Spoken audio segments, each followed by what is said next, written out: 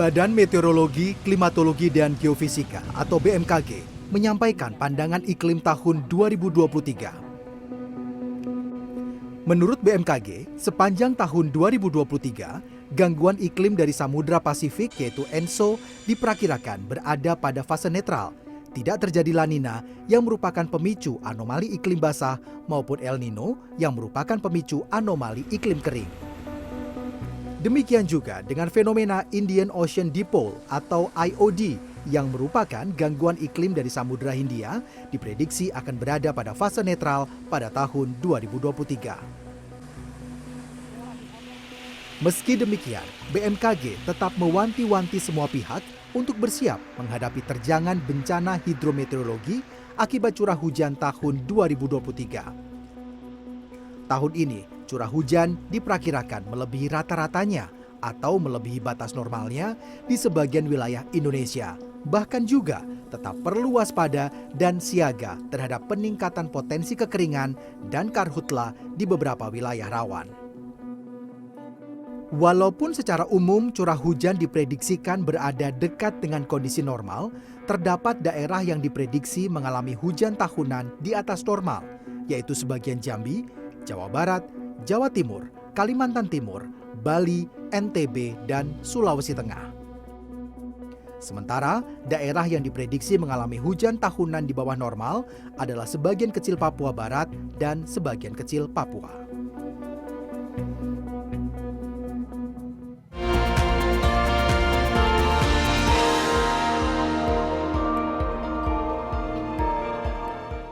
Tahun 2022 yang baru saja kita lewati diwarnai dengan hampir dari 3.500 bencana di tanah air dan 95% dari bencana ini bersifat hidrometeorologi.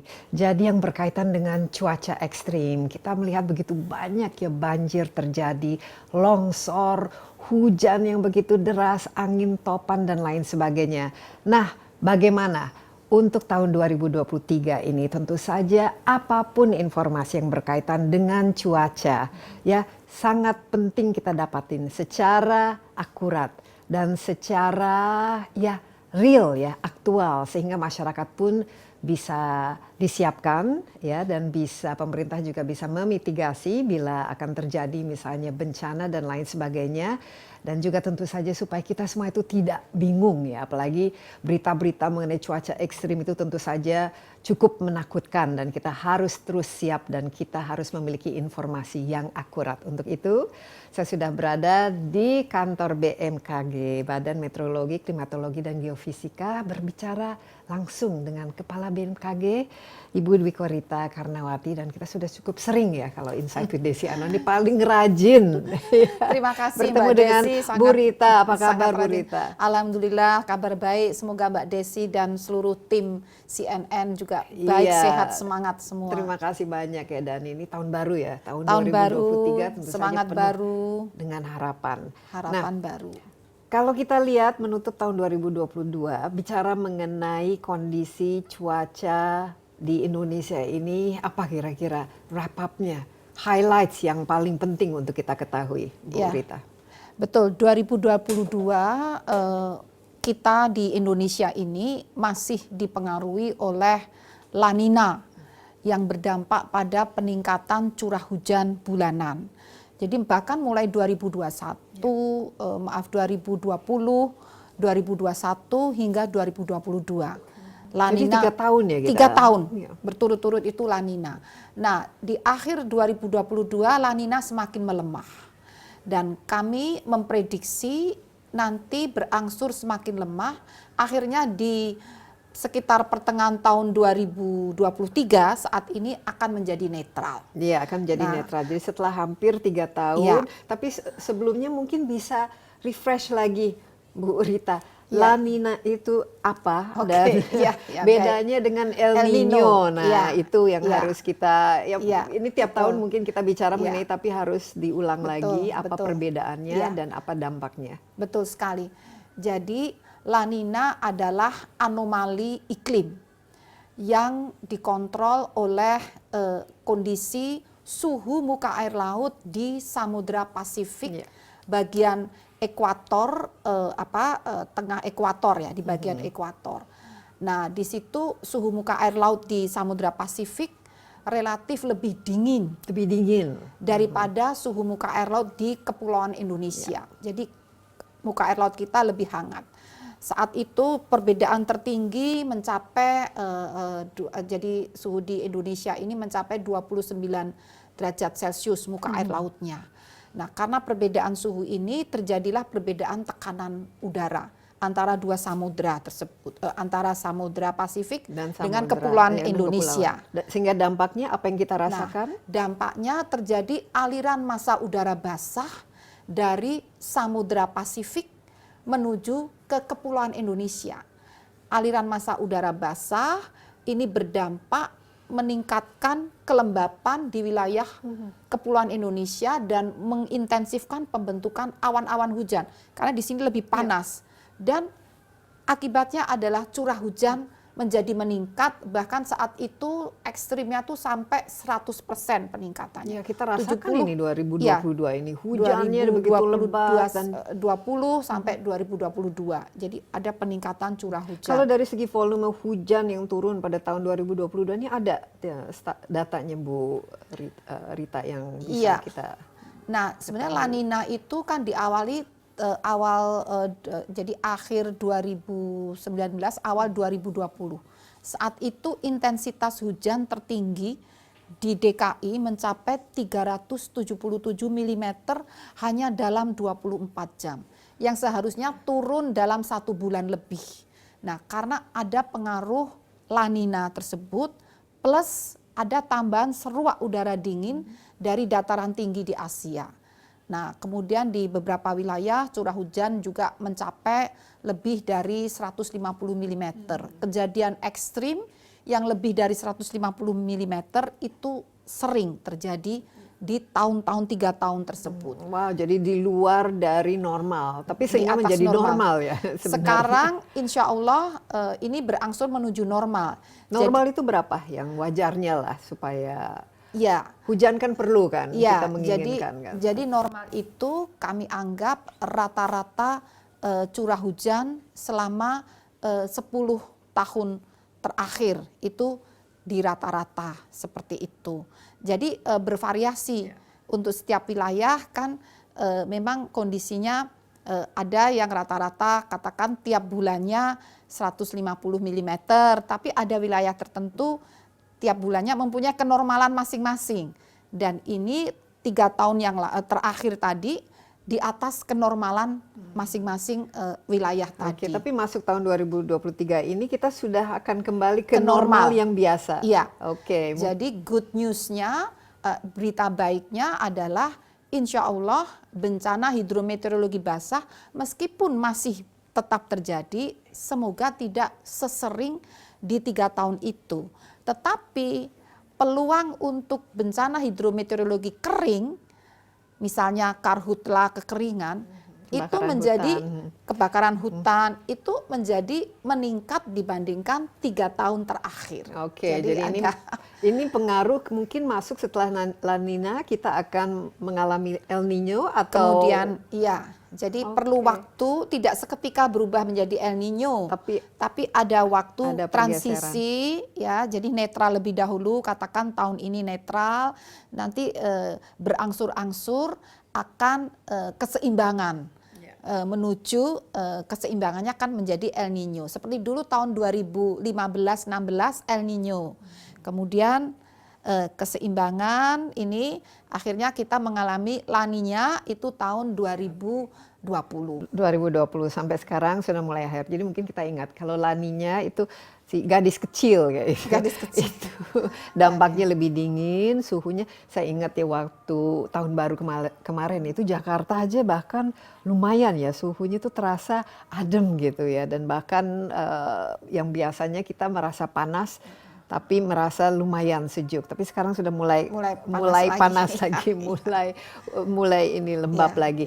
Kalau ini tahun baru Imlek, nah biasanya kan curah hujan bulan Februari ini bagaimana yang untuk jangka pendek ini? Nah ini katanya hujan kalau tahun baru Imlek itu membawa berkah ya. Kebetulan, jadi bukan karena tahun baru Imlek.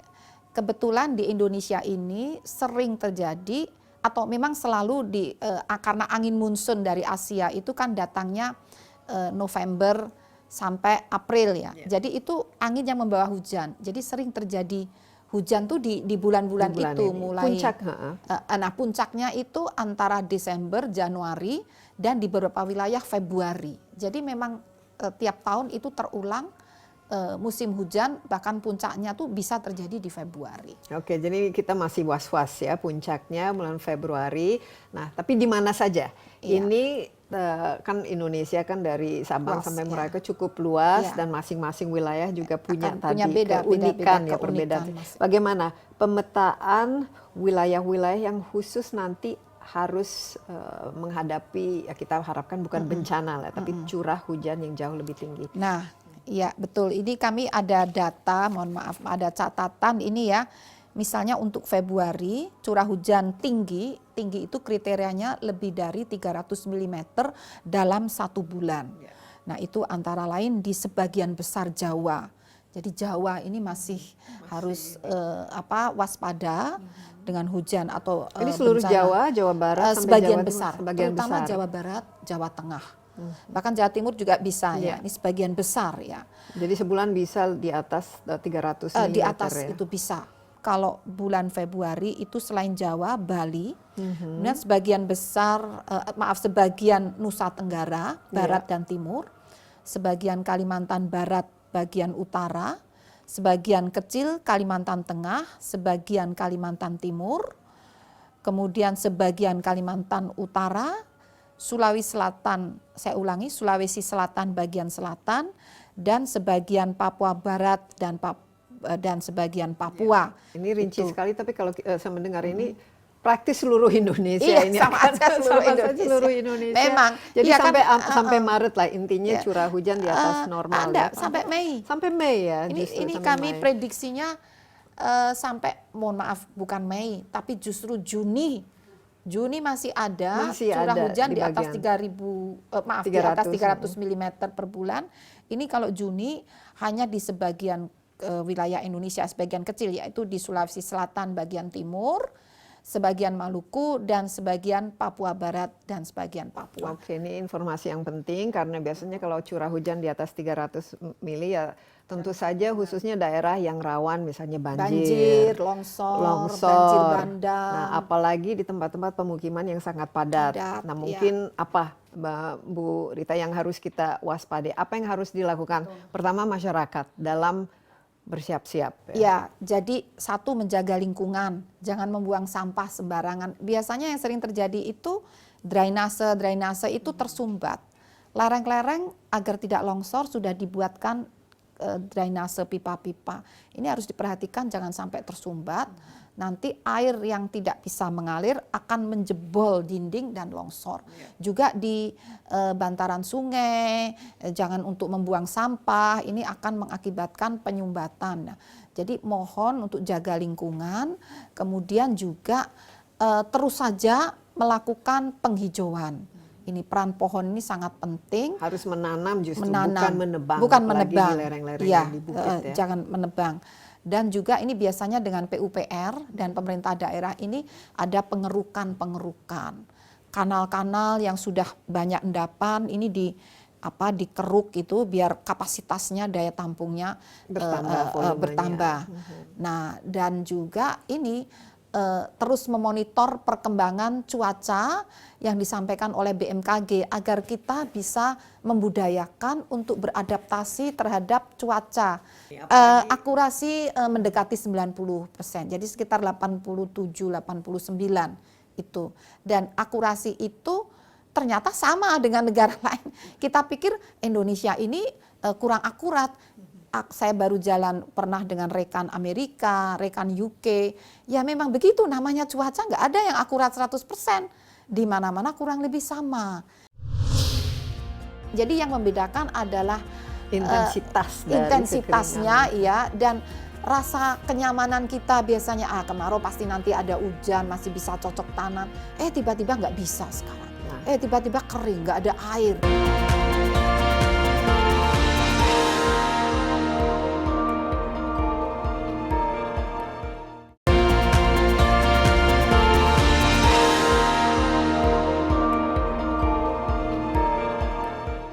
ini sudah diberitahukan semua kepada pemerintah, khususnya pemerintah daerah, Bu Rita, informasi ini terus-menerus. Bagaimana kerjasamanya supaya pemerintah daerah juga tidak setiap ada bencana tuh mulai dari nol lagi ilmunya gitu. Iya, alhamdulillah ada beda ya. Pemerintah daerah sekitar 4 tahun yang lalu dengan saat ini sudah banyak perkembangan. Kebetulan BMKG itu ada di pelosok-pelosok daerah. Sudah ada sekarang. Sudah sejak lama BMKG ada di daerah 3T pun yang terdepan, terluar gitu. Dan terpinggir itu ada BMKG. Sehingga kami gerakkan BMKG daerah untuk terus berkomunikasi. Kalau dulu kan tugasnya mengamati, memperkirakan cuaca. Sejak beberapa tahun terakhir, ini 5 tahun terakhir, kita beri tugas tambahan, jangan hanya memperkirakan cuaca, tapi komunikasikan juga dengan masyarakat dan pemerintah daerah setempat. Jadi apa jalinan kolaborasi ini kami galakkan 4-5 tahun terakhir ini. Dan alhamdulillah ya meskipun selalu kalau dicari kurang masih ada ya.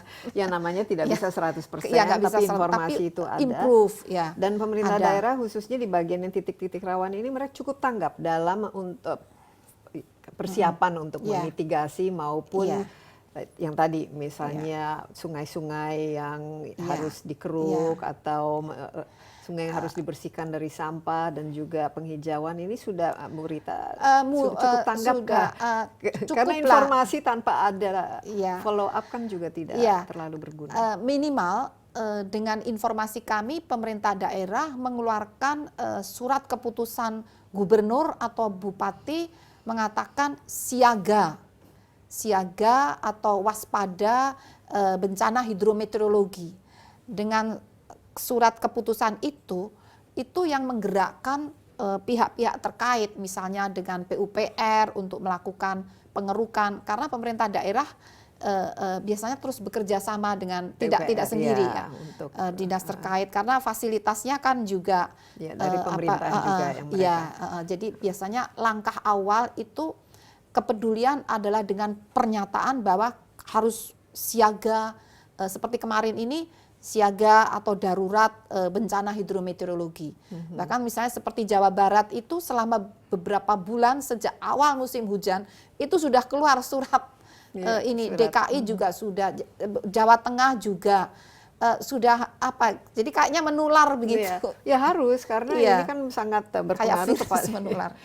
Virus menularnya dengan baik. Positif, kalau kita lihat kan tadi saya katakan dari catatan BNPB tahun 2020 tuh hampir persisnya 3.460 itu bencana dan 95% itu dari bencana hidrometeorologi. Kalau tahun 2020 itu kira-kira akankah ada sebanyak itu bencana hidrometeorologi atau karena kita sudah masuk ke normalisasi dari aktivitas laninya ini bisa berkurang? 2023 bisa ditekan jumlahnya?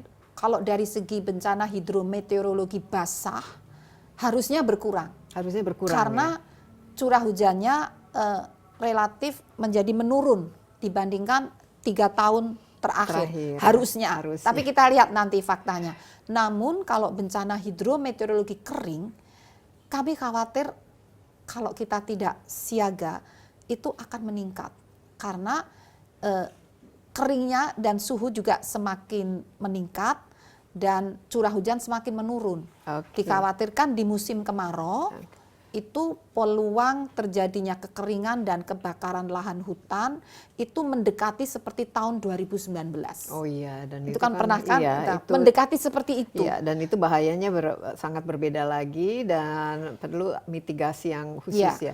Nah, kita sekarang basah tampaknya sudah semakin normal ya, nanti bulan masuk ke kering. Kemarau. Nah, ini bulannya Juni. Kapan dan sampai kapan kira-kira daerah yang paling rawan, Bu Rita? Ada contekannya di situ? Ini ada contekan juga ini.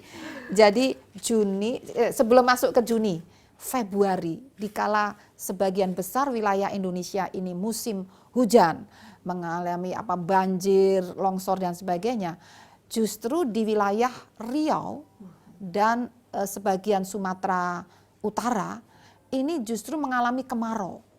Jadi mengalami musim kemarau 2 kali.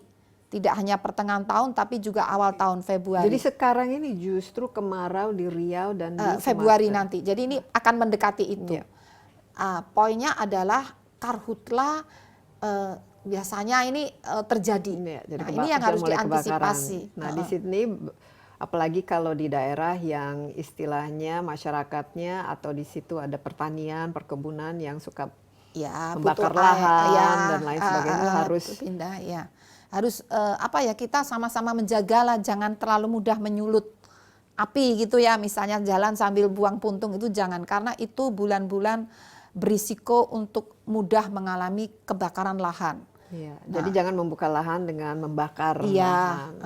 Dan mau tidak mau juga pemerintah daerahnya harus siap-siap untuk perlu memadamkan. pengawasan, ya perlu penjagaan, pengawasan. Jadi Februari ini di khusus Februari, Sumatera Utara, ya, Sumatera Utara tapi yang dan setelah Riau. bulan Juni ini, nah kita masuk ke bencana kemarau. hidrometeorologi Ya, kering. Nah, ini yang terkena juga hampir merata, terutama di Jawa, di sebagian Sumatera yang ini langganan ya dari tahun ke tahun ya. Hampir merata Sumatera, kemudian juga Kalimantan juga. Paling sering kebakaran di ya, situ. Terus Nusa Tenggara. Nusa Tenggara itu juga kalau dalam peta itu coklat tuh artinya keringnya agak parah ini. Nusa Tenggara Barat, Timur ya, kemudian sebagian wilayah Indonesia Timur. Jadi ya hampir merata, tapi yang ekstrim itu tadi di Jawa, Nusa Tenggara, sebagian Sumatera, kemudian Kalimantan, dan sebagian Sulawesi. Nah, Seperti apa itu. yang membedakannya dari musim kering biasa lah? Kan biasanya kalau kita Indonesia ini 2 musim lah, musim hujan atau musim kering. Tapi kalau normal kan semua bisa dalam batas-batas normal dan bisa diantisipasi. Yang membedakannya sehingga menjadi bencana kemarau atau bencana kekeringan itu apa? Apa yang mendefinisikannya sehingga ini harus menjadi perhatian khusus?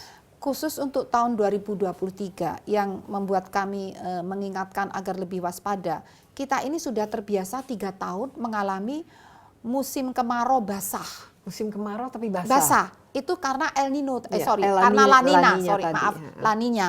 Jadi musim kemaraunya itu basah. Saat musim kemarau di bulan Juni, Juli, Agustus, itu masih ada hujan. Masih bisa tanam, masih bisa panen, dan kita sudah merasakan selama 3 tahun. Ini kan ada nyaman gitu ya, 3 tahun yang harusnya kering ini. Tiba-tiba mendadak mulai tahun ini, tiba-tiba kembali seperti kurang lebih 2019. Tiba-tiba air yang biasanya 3 tahun berturut-turut hujan di bulan Juni, kok tiba-tiba sudah sangat minim. Hari tanpa hujannya makin bertambah ya.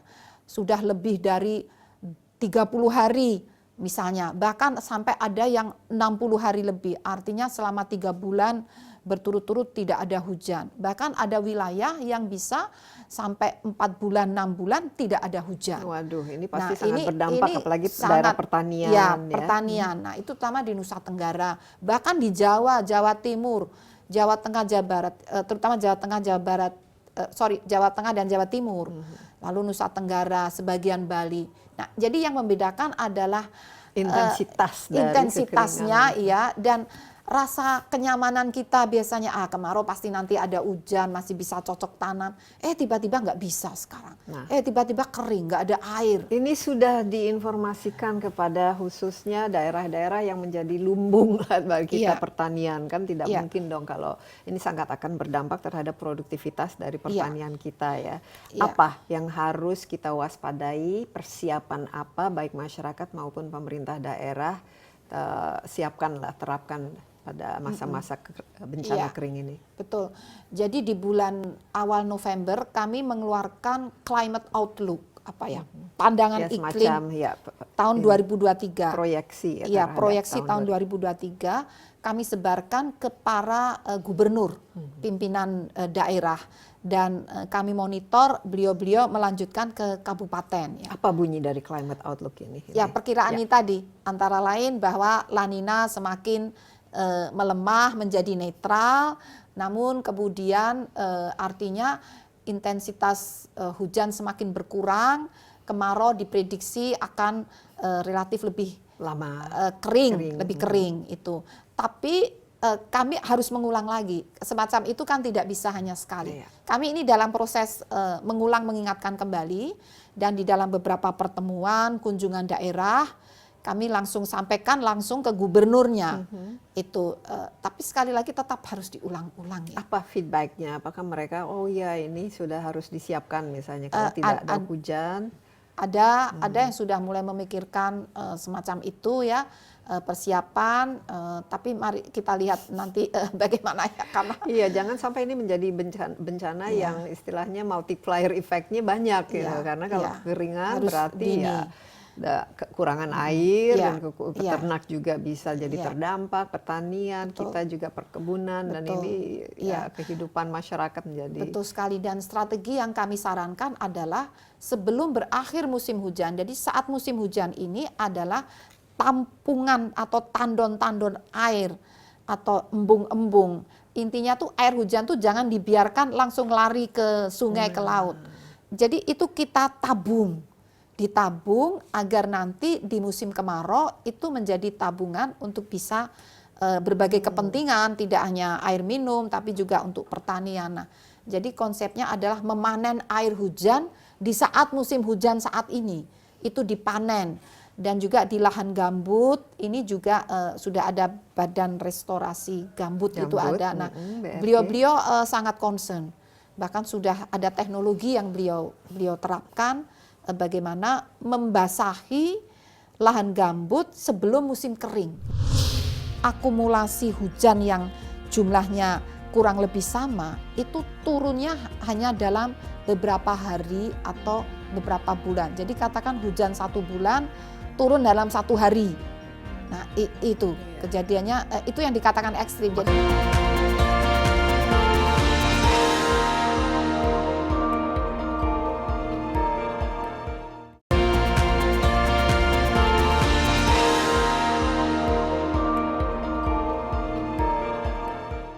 Salah satunya itu adalah cuaca ekstrim gitu, Betul, ekstrim, betul. dan ini kita sudah rasakan sendiri, ini kok aneh ya. betul.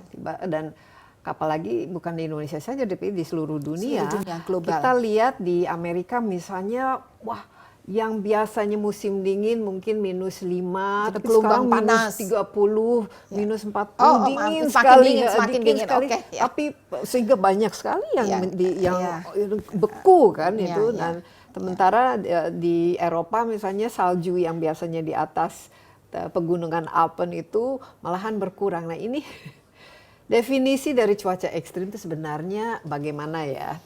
Kita kan kita bedakan antara ya cuaca yang dari kita buka jendela ini cuacanya seperti apa, Biasa, dengan yang ya. istilahnya perubahan iklim. Ya, Nah ini betul. mungkin Bu Rita, Ya. pendidikan bagi kita semua, karena ini merupakan salah satu topik yang negara-negara G20 juga ya, Membahas itu, harus kita tangani, harus kita mitigasi perubahan iklim. Betul. Karena sudah ada Ya, di sini betul. bersama kita. Betul. Jadi betul sekali, perubahan iklim itu nyata. Kalau tadi Mbak Desi mengatakan es mencair di Gunung Alpen, gak usah jauh-jauh, di Puncak Jaya Wijaya, CNN bersama BMKG baru saja melakukan ekspedisi di Puncak Jaya, melihat bagaimana kondisi salju. Karena sekitar 10 tahun yang lalu ya, beberapa tahun yang lalu BMKG melakukan riset bersama Ohio University dan mengukur salju yang abadi yang ada di Jayawijaya dan memprediksi bagaimana peluruhannya. Itu diprediksi tahun 2025. Itu 2 tahun yang iya, dalam 2 tahun.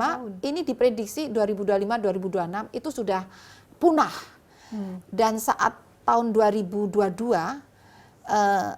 tim peneliti kami mengukur tinggal 1%. Luasnya tinggal 2 km persegi, yang sebelumnya adalah 100 kalinya, 200 km persegi. Kenapa? Ya karena suhu semakin panas. Jadi membuat ekosistem di situ menjadi ekosistem di situ suhunya semakin meningkat dan es itu mencair. Nah, dampak lanjutnya kan pencairan ini akan mempengaruhi keseimbangan ekosistem yang ada di wilayah Kepulauan Nusantara. Ya antara lain adanya perubahan cuaca, anomali iklim ya, dan nanti ujung-ujungnya kenaikan muka air laut, wilayah menjadi semakin sempit ya. Dan yang paling jelas terlihat data dari BMKG selama 30 tahun terakhir itu kita lihat perubahan tren ya. Jadi sekitar dulunya kejadian ekstrim itu ada periode ulangnya itu beberapa tahun, katakan 10 tahunan gitu ya. Sekarang ya periode ulangnya. Sekarang ini kira-kira 10 tahun terakhir ini menjadi semakin dekat, semakin sering terjadi. Bahkan menjadi dan fenomena melompat. Tahunan ya. Tahunan. Dan kejadiannya melompat, rekornya tuh tanggal 1 Januari tahun 2020 itu menjadi 377 mm dalam 24 jam. Ya, dalam satu hari. Yang seharusnya itu hujan periode ulang 100 tahun. Tapi itu baru beberapa tahun yang lalu terjadi peak puncak ekstrim, sebelum sampai 100 tahun sudah terjadi lagi dan puncaknya melompat sampai hampir 400 mm. Sebelumnya kan hanya sekitar 200 mm. Jadi biasanya fenomena yang bisa kita lihat bahkan sekali dalam satu abad atau satu dekade itu sekarang bisa kita lihat dalam per tahun. Ini yang saya dengar juga yang di Himalaya ini kan esnya kan sudah juga mulai semakin mencair. Nah ini sumber dari air bersih wilayah itu kan dari jadi sudah jadi habis. Nah ini kan pasti implikasinya terhadap kebutuhan ekosistem kebutuhan air bersih. Nah, fenomena apa lagi yang harus kita waspadai? Kalau tidak salah katanya akan ada ini heat wave ya. Kalau di bagian barat sekarang justru cold wave, jadi tiba-tiba cuacanya drop ya. Katanya di Indonesia justru ada kemungkinan suhu kita meningkat. Ini kan cukup menakutkan juga ini karena kita sudah sekarang saja sudah panas. Iya. Nah, ini dari prediksi atau proyeksi teman-teman klimatologi di BMKG. Waktu itu dikerjakan tahun 2019. Berdasarkan data tahun 2016, diproyeksikan tahun 2030 suhu udara ini akan meningkat kurang lebih setengah derajat Celcius di tahun 2030. Dan kelembapan udara itu akan menurun 20%. Nah, itu tadi dampaknya apa? Diprediksi dampaknya berupa semakin seringnya kejadian meskipun curah hujan tidak terjadi peningkatan secara signifikan, tetapi akumulasi hujan yang jumlahnya kurang lebih sama, itu turunnya hanya dalam beberapa hari atau beberapa bulan. Jadi katakan hujan 1 bulan, turun dalam 1 hari. Nah itu kejadiannya, itu yang dikatakan ekstrim. Makanya jadi kriteria jadi bencana ya. Jadi bencana. Yang biasanya tidak banjir, jadi mau tidak mau banjir. Dan banjirnya banjir rob, misalnya banjir bandang. Banjir bandang, banjir genangan itu juga. Dan kriteria ekstrim menurut kami, ada standarnya. Kalau untuk hujan ekstrim itu apabila curah hujan melampaui 150 mm dalam 1 hari. Melampaui 150 mm. Sekarang tadi disebut sudah 377 mm. Berarti itu berapa kali ekstrim itu? 2 kali lebih, hampir 3 kali ekstrim. Nah, ini new normalnya. New nah, normalnya. dampaknya terhadap peningkatan suhu ini kan kalau kita bicara mengenai perubahan iklim itu, kenapa setiap negara harus punya target menurunkan gas rumah kaca supaya suhu di planet bumi ini peningkatannya bisa ditekan di bawah 1,5 derajat. Nah ini mungkin tahun perlu 2030 diingat, tahun dan kalau bisa kita sama sekali tidak lewat dari 1,5 derajat itu. Nah kelihatannya soalnya kalau di atas 2 derajat ini mungkin kita ingatkan kembali apa yang terjadi kepada planet bumi ini kalau suhu rata-rata itu meningkat lebih di atas 2 derajat. Walaupun 2 derajat itu kedengarannya tidak terlalu tapi besar itu tapi besar kalau untuk pengaruhnya itu sangat besar 2 derajat. Signifikansinya. Itu tadi kalau suhu semakin panas kan ini jadi proses hidrologi, siklus hidrologi ini kan menjadi semacam dipercepat ya. Iya. Engine-nya. Jadi siklus kan misalnya dari penguapan, suhunya makin meningkat kan penguapan makin intensif. Intensif. Ya, Jadi awan-awan hujan hujannya turunnya semakin bertambah ya, dan kapasitas kita untuk bisa menampung air yang disentorkan seketika ini kan juga terbatas ini. Nah, kemudian juga selain curahnya bertambah, turunnya itu juga tidak merata. Jadi yang harusnya turun selama beberapa hari itu sekarang dalam dipaksa satu hari. Ini kan juga menjadi double ekstrim ya. Dulu tuh kan satu provinsi satu cuaca. Ingat waktu kita anak-anak, satu provinsi satu cuaca. Sekarang satu kecamatan satu cuaca.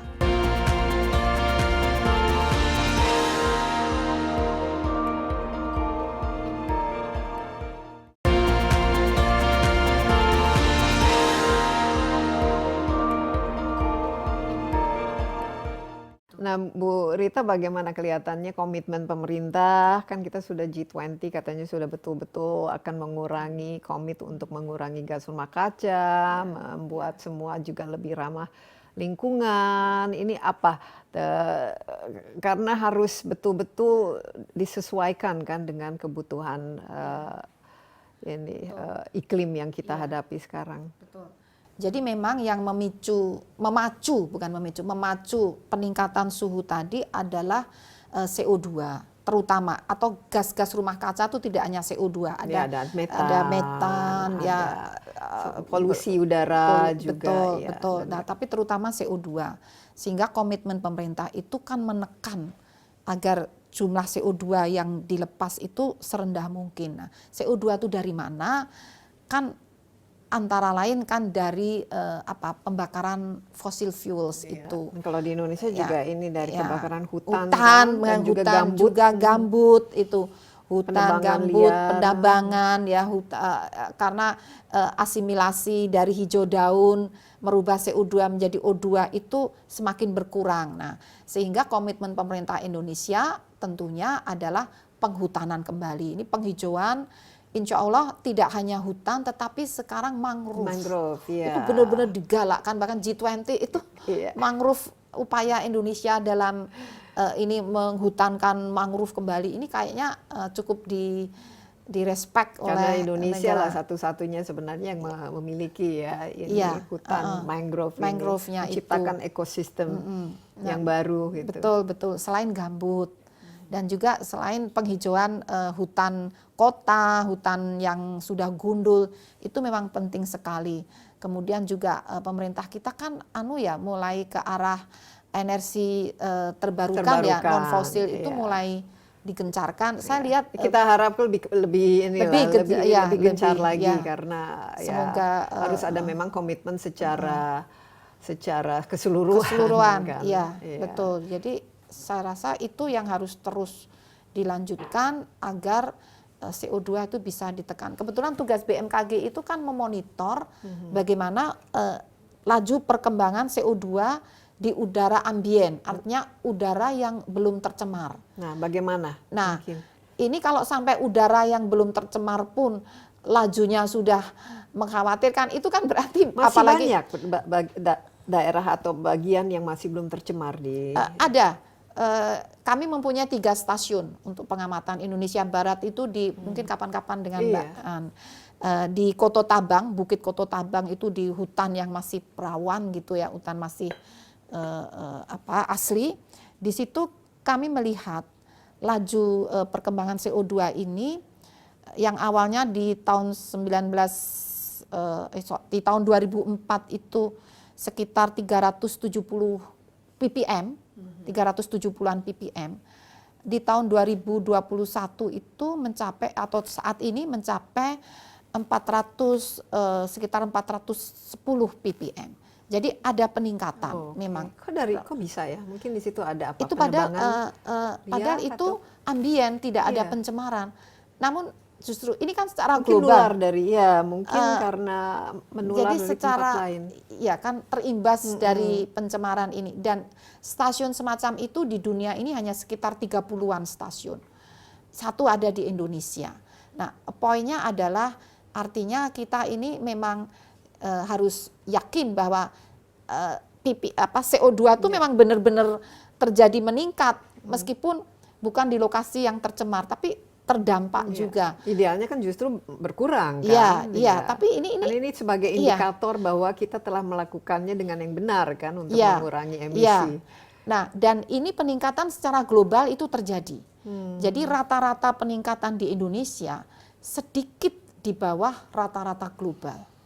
Jadi kita masih Padahal di bawah kita ambang. kan jantung dari hutan tropis ini kan ada, harusnya kita tuh penyumbang oksigen yang paling besar kan. Betul. Nah, betul. Mengkhawatirkan juga betul. kalau begitu. Dan itu yang menjadi indikator kalau ada karhutla itu kita pantau terus. Kalau itu sampai berubah, berarti kan harus benar-benar kita berupaya mati-matian untuk menekan CO2. Tapi pernah dulu melampaui rata-rata dunia hanya sekali saat karhutla tahun 2015. Itu pernah terlampaui, tapi setelah itu drop turun dan masih di bawah rata-rata dunia. Tapi kita harus kerja keras untuk menjaga. Iya. Justru kita harusnya menjadi contoh karena kita bisa menghasilkan oksigen karena jantung paru-paru bukan jantung, paru-paru dunia. Paru-paru dunia ada di sini. Nah, ini semua informasi khususnya dari BMKG, dan ini kan tadi bekerja sama katanya dengan internasional kan. Mungkin bisa cerita perkembangan teknologinya seperti apa sekarang, dan setahu saya kan ini teknologi untuk memantau cuaca dari hari ke hari kan semakin canggih ya. Satelit-satelit pemantau iklim dan cuaca itu kan semakin banyak. Ini bagaimana dari Indonesia sendiri? Apakah kita tadi bisa sama lah informasi yang kita produksi dengan informasi yang dari luar, dari Indian NOAA dan dari Amerika kemudian juga dari UK, dari Jepang ya. Bagaimana? Karena keakurasian informasi dan ketepatan serta current supaya masyarakat nggak bingung. Ya, betul. Jadi begini, fenomena cuaca di Indonesia ini berbeda dengan fenomena seperti di Amerika ya, terutama di Amerika kemudian daratan Eropa. Bedanya apa? Kita ini benua maritim, kepulauan. Lautnya lebih luas, lebih banyak dari daratannya. Daratannya. Ini bedanya signifikan. Kemudian di antara dua benua yang justru musim hujan itu akibat pengaruh adanya benua Asia yang membawa angin dari benua Asia yang membawa uap air ya dari Samudra Pasifik. Nah, kemudian di antara dua samudra. Nah, faktor itu yang mengakibatkan fenomena iklim dan cuaca di Indonesia itu sangat jauh lebih kompleks daripada di negara-negara yang tidak kepulauan lebih predictable lah mereka, jadi kepastian prediksinya itu diakui memang tidak mudah, sehingga banyak rekan-rekan dari Amerika, dari Eropa, Jepang, Australia itu belajar di sini bagaimana fenomena ini. Justru mereka yang datang sini belajar untuk membaca dan dan kami juga belajar dari mereka karena teknologi mereka lebih maju. Tantangannya tidak seberat kita, jadi saling belajar, saling mengisi. Nah, untuk akurasi dengan berbagai fenomena tadi, akurasi kami ini mencapai sekitar 88%. Dan kami berupaya mencapai 90%. Ya, kadang-kadang bisa 90%, kan tiap tahun kami evaluasi. Kalau dibanding misalnya 10 tahun yang lalu, akurasinya itu bagaimana? Ada peningkatan kah? Ada, jelas. Ada, karena jumlah alat-alatnya juga terbatas. 10 tahun yang lalu baru sekitar 70% bahkan kurang. Jadi lumayan sekarang akurasiannya. Kurang bahkan. Iya. Dulu tuh kan satu provinsi satu cuaca. Ingat waktu kita anak-anak, satu provinsi satu cuaca. Sekarang satu kecamatan satu cuaca, satu kecamatan dulu satu provinsi, dan kami sedang mengupayakan peningkatan teknologi satu desa satu cuaca. Nah, itu teknologi apa yang digunakan ini? Pemodelan numeris, mathematics, secara matematik, kemudian diasimilasi atau dikombinasikan dengan data observasi dari satelit, Kita dari menggunakan radar. satelit apa ya khusus untuk pemantauan cuaca ya. di Indonesia ini? Kami menggunakan punya kita atau bukan. teman-teman di negara lain? Dari Jepang. Jepang. Dari Jepang. Sebetulnya 8 yang mungkin sekarang masuk di BRIN itu bagus. Ada satelit cuaca juga, ya. Tapi waktu itu kerjasama dengan BMKG. Karena kalau sudah selesai akan kami manfaatkan satelit dari 8. Namun masih dalam proses sebelum dimanfaatkan itu harus diuji coba sebelum dimanfaatkan. Nah, itu masih dalam proses uji coba agar benar-benar dipastikan valid begitu ya. Nah, ini sedang dalam proses. Namun yang sudah beroperasi itu kita Indonesia menggunakan satelit Himawari. Nah, datanya satelit Himawari itu Jepang punya. Kemudian menggunakan radar cuaca, kemudian juga melepas balon agar tahu perkembangan kondisi cuaca mulai dari permukaan tanah sampai ketinggian berapa ribu feet, karena juga untuk penerbangan. Nah, data-data itu diasimilasikan ke dalam pemodelan untuk mengendalikan agar model itu bekerja dengan realistis, jangan sampai overestimasi atau underestimasi.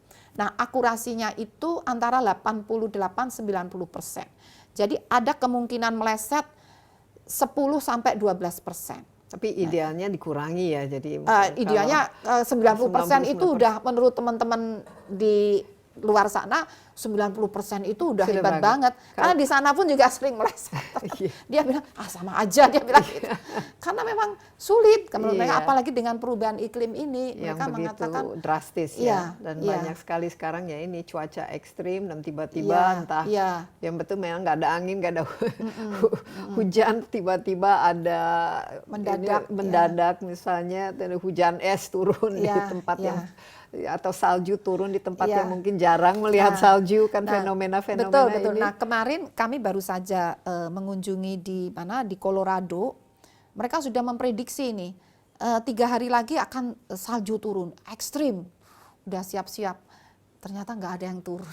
Kita juga sempat kan di cuaca ekstrim, tapi ternyata tidak terlalu. Tapi bagi mereka nggak ada yang protes, nggak ada yang komplain. Komplain kalau ternyata turun malah nggak diberitahu. Tapi kalau diberitahu ternyata tidak, harusnya mereka kita bisa bersyukur. menerima. Iya, mereka bisa. Jadi kan saya juga mempelajari masyarakatnya. Ini nggak jadi turun, gimana? Ada yang protes nggak? Udah biasa gitu, nggak ada. Udah memahami gitu. Jadi superkomputer ini dibutuhkan untuk perakiraan pemodelan dan perakiraan cuaca, iklim, dan juga untuk peringatan dini, termasuk gempa dan tsunami.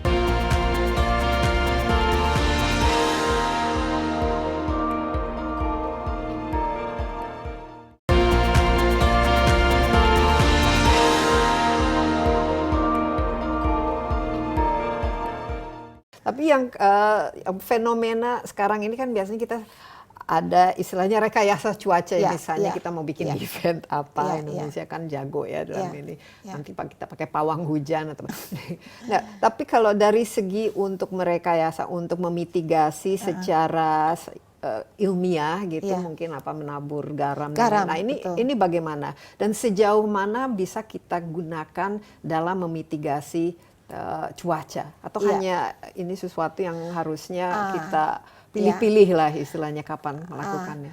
Ini sebetulnya BMKG memprediksi malam tahun baru di DKI dan Jabodetabek itu ekstrim. Dari numerical modelingnya itu ekstrim. Artinya wah ini bisa terjadi bencana, bukan tidak bisa merayakan, tapi kontennya bisa terjadi bencana. Sehingga BNPB, BMKG, BRIN, TNI Angkatan Udara dan Kementerian Perhubungan juga khawatir nanti arus mudiknya kan kacau kalau jalan tolnya banjir. Kan kita ingin masyarakat nyaman, bisa mudik dengan aman, nyaman. Akhirnya kami kolaborasi 5 lembaga melakukan modifikasi cuaca mulai tanggal, jadi kejadiannya diprediksi tanggal 30, 31 kita mulai kerja tanggal 25, 26. Jadi mulai nembakin awan, digaram ya, disemai, istilahnya bukan ditembak, disemai, agar terkondensasi dengan cepat dan segera turun sebagai hujan. Tapi turunnya masih di Selat Sunda. Oh, jadi tidak di daratan, tidak akan terlalu mengganggu. Tidak, jadi lebih awal turunnya. Turunnya lebih awal di lokasi yang dianggap aman, kan tidak ada banyak manusia. Jadi diturunkan semua di Selat Sunda. Dan itu dilakukan? Dilakukan. Dan malam tahun baru alhamdulillah kan nggak ada hujan. Iya. Jadi itu hasil dari modifikasi. Modifikasi seharusnya itu hujan. Harusnya. Dan ada yang masih tetap hujan tapi hujannya kan tidak ekstrim. Hanya rintik-rintik intensitas sedang. Jadi di wilayah Jabodetabek ya terutama mana itu DKI. Jadi ini salah satu contoh di mana kalau betul-betul kolaborasi dan membaca data dan memprediksi dengan akurat, kemudian dilakukan tindakan untuk mitigasi dan modifikasi. Dan sebenarnya tol Cipali itu udah diprediksi, kita kan meninjau ke lapangan, air itu udah sampai ke bibir. Jadi air sungai sebelum ada hujan itu sudah mau mencapai bibir jalan ini, udah harusnya meluap kalau ada hujan. Nah makanya Pak Menhub langsung, ini harus dicegah ini, nggak boleh jalan tolnya banjir. Wow, kita kerja itu hujan yang mau turun di tol Cipali itu dipaksa turun di Laut Jawa atau di Selat Sunda. Ternyata ini betul. Ya, tapi semoga yang penting tidak ada korban, orang mudik lancar dengan aman. Itu bagi kami udah hadiah yang luar biasa. Namun waktu itu kami belum berhasil mencegah yang di Jawa Tengah. Pesawatnya kurang. Wah ini mana dulu ini Jabodetabek atau kita udah bisikin Pak Ganjar ini mau ekstrim ini, siap-siap ini. Jadi Pak Ganjar sebetulnya udah siap juga ya. Tapi kan ekstrimnya terlalu ekstrim. Tapi setelah Jabodetabek ini beres, kita bergerak ke Jawa Tengah. Karena Jawa Tengah kan parah itu. Tapi tetap terus kita kejar ya. Jawa Tengah, Jawa Timur, sampai Makassar. Nah itu. Minimal kita bisa lah memitigasi, mengurangi keekstriman itu, tapi tentu saja kan memerlukan resource ya. Nah ini kita resource-nya yang kami belajar kayaknya harus ditingkatkan resource-nya. Karena ekstrimnya melampaui kapasitas yang ada saat ini. Tapi ke depan ini kan pasti kerjasama dengan bukan saja ya dengan BRIN, dengan pemerintah. Teknologinya BRIN. Tapi juga dengan inilah teman-teman dari dunia internasional, apa saja kira-kira untuk tahun 2023 dan ke depan ini dari segi teknologi yang bisa kita dapatkan? Iya, dari dunia internasional kami ini sedang bekerja sama untuk memperkuat superkomputer. Jadi superkomputer ini dibutuhkan untuk perakiraan pemodelan dan perakiraan cuaca, iklim, dan juga untuk peringatan dini termasuk gempa dan tsunami. Nah ini bekerja sama dengan dunia internasional. Tujuannya adalah dengan superkomputer itu akurasi akan bisa meningkat dengan AI, big data, dan machine learning itu diharapkan bisa meningkat dan juga kecepatan, yang paling penting itu kecepatan. Informasi itu datang jauh lebih dini. Jangan mepet-mepet gitu ya, mepet-mepet kejadian. Nah, ini yang sedang biasanya kami setelah kejadian baru melihat apa sih yang terjadi. Tapi ini idealnya sebelumnya. Jadi namanya perakiraan kan harus sebelumnya. Tapi kalau kami kan 7 hari sebelumnya. Di sana sudah bisa 2 minggu sebelumnya. Jadi itu lebih dini lagi. Ya, betul. Nah ini superkomputer kapan kita bisa nikmati? ini sedang ada sebagian yang sudah datang, tapi kan persiapannya kan perlu waktu ya. Insya Allah tahun ini, akhir tahun inilah.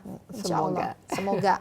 Ya. Bu Rita terima kasih banyak, tapi mungkin pesan terakhir untuk masyarakat menghadapi tahun 2023 ini berkaitan dengan perakiraan cuaca untuk tahun 2023. Nah ini jadi tahun 2023 ini insya Allah kondisi curah hujan tidak setinggi 3 tahun terakhir 2020 hingga 2022, jadi 2023 ini ada penurunan, namun suhu udara ada peningkatan dan potensi kering, kemarau ini semakin lebih kering dari 3 tahun terakhir.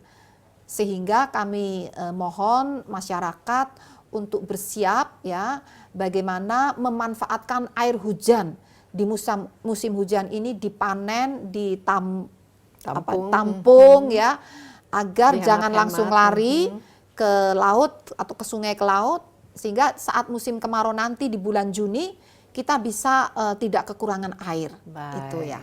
Terima kasih. Terima kasih banyak. Terima kasih insight-nya. Mbak Sukses Desi. selalu. Sama-sama. Dan semoga kita terus update ya dari segi teknologinya, superkomputernya, Insyaallah. sehingga informasi yang keluar dari BMKG Insyaallah. selalu informasi yang akurat dan informasi yang aktual. Ya, demikian Bu Dwi Korita Karnawati, Kepala dari BMKG, dan Insight with Desi Anwar kali ini. Terima kasih atas perhatian Anda. Jangan lupa Anda juga dapat menyaksikan acara ini di CNN Indonesia dan juga di YouTube CNN Indonesia Insight with Desi Anwar.